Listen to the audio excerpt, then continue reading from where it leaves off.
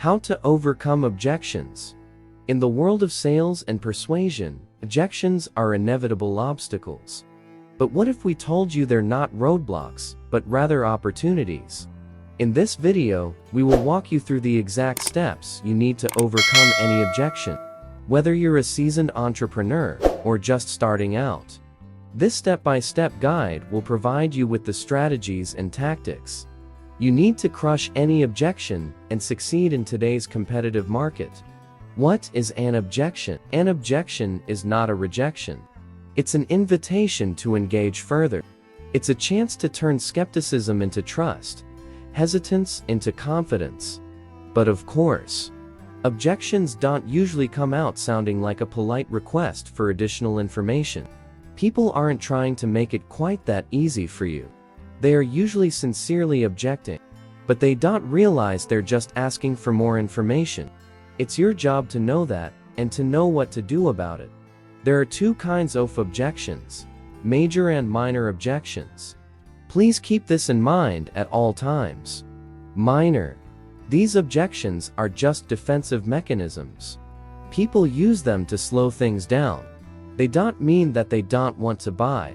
They just want to mull things over before committing themselves. Maybe they need clarification on something, from price concerns to addressing doubts about quality of the product or service. Or perhaps they've thought of a need they forgot to tell you about before. It doesn't matter the reason they have. Mastering objections is about mastering communication and building trust. It's always a good sign when someone expresses concern. You have to understand where the objection is coming from and address it directly.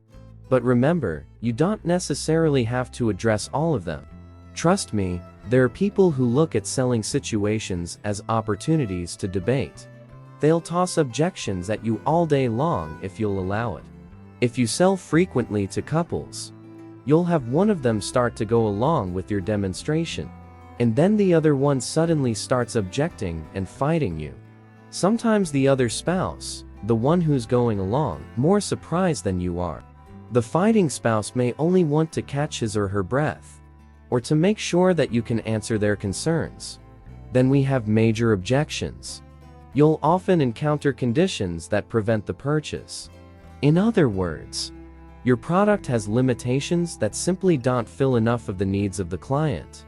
Major concerns are things such as the car you're selling doesn't fit in the garage of the customer, or your product doesn't come in a color that complements the decorating style of the client.